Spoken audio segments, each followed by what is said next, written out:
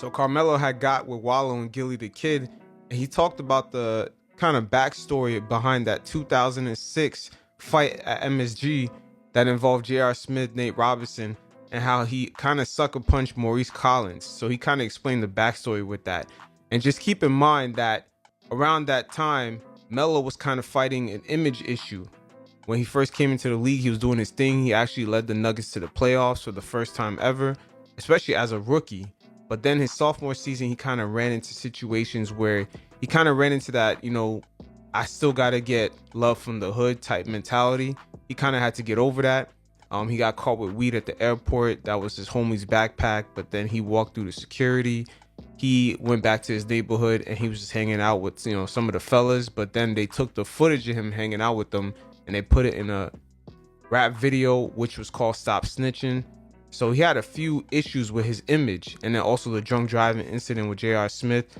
But he kind of talked about, his backstory and just he kind of shed light on what went on in that infamous battle on December 15, 2006 at MSG. You guys check it out, and every once in a while, I'll check in. It's crazy. Like my mom still lived on the block when I was in the league, when I got drafted. And I used to be like, Mom, we moving. She's like, nah, I'm not going nowhere. This is what I know. This is our neighborhood. And we've been here forever. I'm not leaving. So every summer I would go back. I'm gonna get to your question. Every summer I would go back. I would be in my neighborhood, in my block. Because that's when I come home. No, because that's where I'm from. Yeah. Forget what my mama was. Okay. That's where I'm from. I'm coming home to show love to the hood. Yeah. And that was the energy that was kind of coming down from Allen Iverson. Allen Iverson was getting a lot of love from the fans because, he repped where he was from. And it provided a lot of inspiration, particularly from some of the places where some of you fellas are from or just Melo is from. Of course, that hood love. But we've seen how sometimes that can get you caught up. And sometimes, even though it's genuine, it can get you caught into situations that could end up risking your life, as we've seen it play out for Nipsey Hussle. But just Melo getting into the backdrop before we get into this MSG story, he's kind of explaining to you his sophomore year into the league, in which there was a few things, once again, he had to let go. Because keep in mind that in 2004, the league had the Malice in the Palace incident, and then David Stern at the same time was trying to work the league into getting a large TV contract. The NBA in 2002, right before Melo came to the league, they signed a 6-year, $400 million deal with Turner Sports and ESPN. And then in 2007, they were trying to renew that same contract, but for $930 million per year. So that was going to be a major bump. But the year before that, once again, Melo had that incident at MSG. He had all those kinks that he had in his sophomore year, which, quiet as kept, his wife, Lala Anthony, had helped him clean up his image. That was particularly important for him to get married to her, and she clearly helped him out a lot. And then also, once again, in 2004, the Malice in the Palace. So all these things were kind of going against the league, and that's why David Stern in 2005 implemented that dress code. He was trying to clean up the NBA's image. That way, with the corporations, they can guarantee the NBA that large TV contract that they got in 2007. And of course, as we see how it played out in 2016, the NBA got $2.7 billion per year. So once again, if you look back at it, in 2002, they got a 6-year deal for $400 million. Then in 2007, $930 million per year. And then in 2016, they got $2.7 billion per year. So you see the differences and how much that image matters to the corporations, because they're not going to give that amount of money away if the NBA kind of has this thuggish image, which kind of came off that Allen Iverson era, in which Allen Iverson was getting, a lot of love. He was basically the NBA's rock star, but they didn't want him to be the figurehead of the league. You know what I'm saying? And as I got older, I started feeling like survivor's guilt. It's like I made it, but I feel guilty for making it when leaving y'all back here. So I brought everybody with me to the draft. I probably had 35 people at the NBA draft from B-More and New York. Out of those 35 people, probably 15 of them dead right now. So I had to deal with that. And now that's not nothing to do with basketball. And when I got to the NBA, I still carried it like that, is my point. I ain't care about basketball. I'm here, I made it. I'm already good. I shook David Stern's hand. Right. I got a Denver Nugget jersey. Right. I'm cool. Like, I don't give a fuck what happens after this. Right. And my niggas had the same mentality. Nigga, we here now. Right. Let's go. It's go time. We going. I stayed back in Baltimore my first year, 2 years in the NBA. People don't know this. David Stern had to call my agent and tell him, get him out of there. What is he doing? Right. He doing stop snitching videos. You know what I'm saying? It was. I remember that. I remember that. Yo, it's funny how Melo could clown about that now, but that was some serious shit back in the day. He actually did not do the stop stitching video. He was just hanging out in his neighborhood, and then people were just recording, and they end up using that footage in the stop snitching video. And just like Lala back in the day, that flipped that Melo image that he was kind of messing up. Melo's PR team currently were able to flip the situation with him not being able to get an NBA job into an opportunity to provide motivation to people with his new book, Where Tomorrows Aren't Promised. And he's able to provide that, you know, inspiration, and they're able to monetize it also, which this is pretty much what it's all about. You got to get him out of there, champ. Nigga just dropped 30 last night. Gonna be telling on niggas. Yeah, yep. Fuck y'all doing out here? At that moment, it was like, I had to really start taking basketball serious. Yeah. Because shit started happening. It was fucking Crazy. Yo, I had weed charge, I had a DUI, I had to stop snitching. That DUI was on J.R. Smith, man. J.R. Smith was wilding back then. I had the argument with Larry Brown. Nigga You know, with I TNT told- out the hood like, turn that shit up. But that was We the ain't in moment. West Baltimore. We ain't in East Baltimore. We at the bottom, nigga. Stop snitching, you bitch ass niggas. Yo, Gilly be wildin', but you guys definitely check out $1 Million Worth of Game. I'm gonna leave the link below to this interview. Gilly and Wallow, man, they're killing it. They like Melo. You just David scored Stern 35. Like, that David was the Stern moment. like, get that nigga Out out of of there. That was the moment, but that was the moment where it became the hero and the villain. Braun became the hero. I became the villain. They needed to play off of that. But also, I became the villain, but I became a loved villain. I had street love. Oh, yeah. Any hood. Once again, that street love, that's off that Allen Iverson energy. That was an energy that was really, really going throughout the NBA around that time, especially in the early 2000s, man. That Allen Iverson, he's like the first Mick Jagger, the first rock star of the NBA. And once again, Melo is just one of the babies off that Allen Iverson tree, sort of like the way Trae Young is a baby out of the Stephen Curry tree. And he basically tried to follow and imitate that energy. At every hood, but I embraced it. Right. Yeah. And that was a difference. So I didn't know how to be the hero. Right. You know what I'm saying? I knew how to be the villain. Right. Villain. And that's the only thing that I ever known until I had to get older, 4 or 5 years in the league, and realize like, Nigga, you tripping. nigga, this shit can be taken away. Yeah. Oh, but when David Stern told me what in the last incident was the fight in the Garden.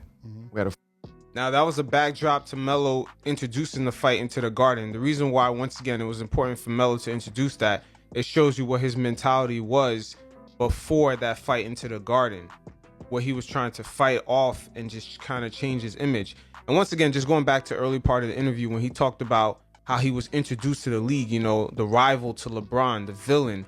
That is very important thing low-key in the NBA right now, is how guys are introduced. Like Kevin Durant. Kevin Durant was not introduced to being the rival of LeBron, even though he's more of a rival to LeBron than Melo ever was. But here's one thing that's very important. These NBA players coming into the league, the introduction of these players to the audience is very important, because we see Kevin Durant right now struggling to even be acknowledged as a top-ranked player in the NBA right now, especially being a rival to LeBron. And even Stephen Curry, subconsciously, people don't think of him as a rival to LeBron because he was never introduced into the league that way. He was like, what, a 6th, 7th overall pick? And then Kevin Durant was like a 2nd pick to Greg Oden. They just never were introduced as a rival to LeBron. But Melo, for some reason, because he was introduced to that guy to rival LeBron, he's still even considered a big name, even though he's out of his prime right now. So once again, that introduction to the NBA audience is very important. These storylines, people sometimes overplay them, say the league is too focused on the storylines. These things are very important because it actually sways the audience into how they're gonna view that player's career going forward. Fight in the Garden, and a brawl. It was a brawl, and I get suspended for 15 games. Wait, hold on. What happened though? Wait, I remember this, but I don't. This shit's now clicking in my mind. I'm gonna give you the short story. Right. So we playing, Denver playing the Knicks in the Garden. Isaiah Thomas is the coach. Yeah, Isaiah got beef with George Karl, yeah. right? Now that's interesting. I'm not sure if some of you fellas knew that, but Isaiah Thomas having beef with George Karl. And we know Isaiah Thomas, man, he got that, infectious smile. He's kind of charismatic. But that motherfucker low-key, man, is a snake. And when I say snake, I mean, I don't really necessarily mean he's gonna snake you, but that motherfucker will try to clap you when you're not looking, man. I mean, even as an NBA player, man, he had his ways. And a lot of players in that league did not like him. But, he's trying to get back in the good graces of the NBA because he is an all-time player. In my opinion, I have him right behind Magic Johnson for all-time point guards ever. So I don't know what the fuck the beef is. They got beef. So in the game, Isaiah looks at me and say, yo, nobody go to the hole. Like, you crazy, nigga. Nobody better not go to the hole, right? We on the free throw line, the ball comes off, goes down the court. We get the rebound, fast break. We throw it to J.R. Smith. Now we up. We busting their ass, we blowing them out. J.R. gets in about to do something crazy on the break. And all I see is the kid run full speed down the court and grabs J.R. out the air. And he's talking about Nate Robinson, by the way. When that happened, J.R. get into it with him. Now, I'm looking at Isaiah. Yo, you a sucker for that. Like, you know what I'm saying? Like, you don't do no shit like that. You a sucker for that. Like, you. But he's known for that, Melo. You know that. I'm pretty sure a lot of those NBA legends, they tell you, man, around that time, you gotta watch that motherfucker, man. He's smiling in front of your face, but he got his ways, man. You gonna get yours. Like, you a sucker for that. And now JR and Nate Robinson is in the crowd. So now I run over there, the coaches, everybody grabbing me, players grabbing me, and I'm like, nobody touch me. Like, and I think Jerry Jeffries or somebody grabbed my neck, like, and I blacked. Yeah, Jared Jeffries is ready to turn up on you too, man. Best believe that. Melo knew that too. Jared Jeffries was willing to take it to that Ron Artest Malice in the Palace level. And the kid from Philly, What's his name? I ain't gonna do all that. But They talking about Maurice Collins, man. Melo completely sucker punched that motherfucker. And once again, that shows you Melo's mentality at that time. He did not really care about his image like that. And once again, shout out to his wife. I don't really like to talk about these players outside of the court, but his wife really helped him out a lot when it came to his image because she already came from a media background and she understood the importance of his image.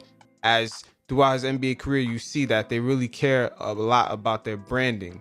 And that really comes from her, particularly in this Melo situation.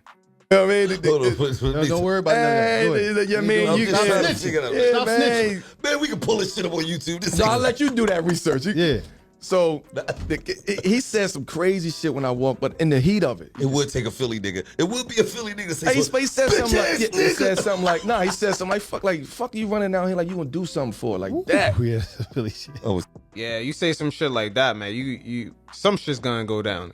And I had the coach was on me, like with an arm, and I knocked his hand down. And at that point, I just swung, like, Yeah, Melo said, fuck my image. I'm supposed to rival LeBron right now, but fuck all that. I'm gonna let my pride speak. and I And once again, that's that Allen Iverson energy. Just getting that love from the hood, man. A lot of guys was falling for that. And David Stern, he's not like Adam Silver where he's gonna let these players do whatever they want. Because his eyes was on the bag. And a lot of these players, I don't think they were even noticing that the NBA was trying to negotiate bigger deals. And that's pretty much what that dress code was all about. A lot of the players still bitch about it today, but no one's really bitching about that money where guys off the bench are making $10 million plus per year. connected, and as I'm connecting, I see 3 niggas is coming this way. So I'm like trying to get back. And Jared Jeffries was one of them motherfuckers coming that way. He was ready to take Melo's head off. And anyway, long story short, David Stern suspended me out of everybody 15 games. Everybody else got like 6 games, 7 games, shit like that. And I go speak to him like, why you do me like that? What did he tell you? Man, your rap sheet. A rap sheet. Look, NBA rap sheet. And also the fact that Melo is an NBA kind of asset. He's a figurehead. You know, he's supposed to rival LeBron. See, David Stern was looking towards the future. Melo might have, Melo at that time, low key, he was doing a lot more than LeBron was. I think he should have been rookie of the year. He led his team to the playoffs as a rookie. So Melo at the time, he was viewed as the person that was going to rival LeBron or even perhaps get further than LeBron was earlier in his days. Because if you look at the first few years Melo was in the league, particularly that 08-09 season going up against Kobe in the Western Conference Finals, Melo was doing his thing. And he couldn't just go out there and go fuck up his image. NBA shit. You want to be in the streets or you want to be in the NBA? This is what he told you. That's what in his office. You want to be in the streets or you want to be in the NBA? You fucking with a corporation now. You doing stop You snitching gonna videos. leave. You gonna leave that alone. I know who you with. I know where you live at. I know where they live at. I know when you close your eyes. I know when you wake up. Damn. David Stern, man, that's one good thing I would say about Stern. A lot of the shit that's going on today, guys in the middle of the contracts, Ben Simmons, Kyrie Irving, yo, David Stern would have put all that shit to bed. He's not Adam Silver on that, like, oh, let's have a little player, empowerment. There's nothing wrong with that, but, it gets tiring after a while, and especially when it's affecting the bottom line, especially the fan bases. A lot of the fan bases are getting turned off with a lot of these guys in the middle of their contracts acting like divas. Damn. So I'm like, and I know what they doing. He's telling me, I know what they doing. Either tell them to stop or you got to cut them off. And I'm like, damn, like how the fuck? Like that's when I knew NBA was part of the feds. Yo, of course, Melo would say some shit like that. But of course, nigga, they're paying you a lot of fucking money, man.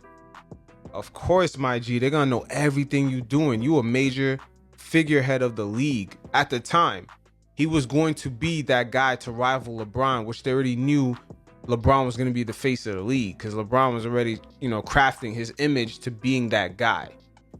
You know what I'm saying? That's when I knew. They got him in there. And the little one with the little 4-5. He told me, he was just like, man, he said, I gotta make an example out of you. I gotta make an example out of you. Damn. And that's the difference between David Stern and Adam Silver. But it is what it is. You guys definitely check out the interview below. I'll leave a link. And definitely check out Melo's book, Where Tomorrows Aren't Promised.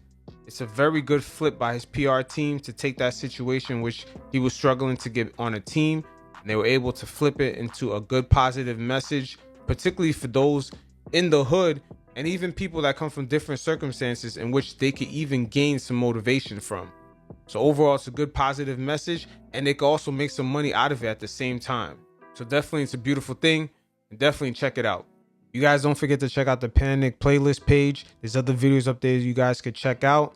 And also, don't forget to hit up the Discord community chat. There's a lot of different things going on in there. And you could also send your gamer tag through the Discord chat, in which we could talk one-on-one personally about anything. Basketball, fashion, business, art. We could feature it on the channel. So definitely check it out. And it will be featured on Chopping the Sticks. So that's definitely for the community. All you guys could participate on the channel. We could chop it up over 2K, FIFA, whatever game you have. We could definitely make it work. But until next time, you guys stay safe.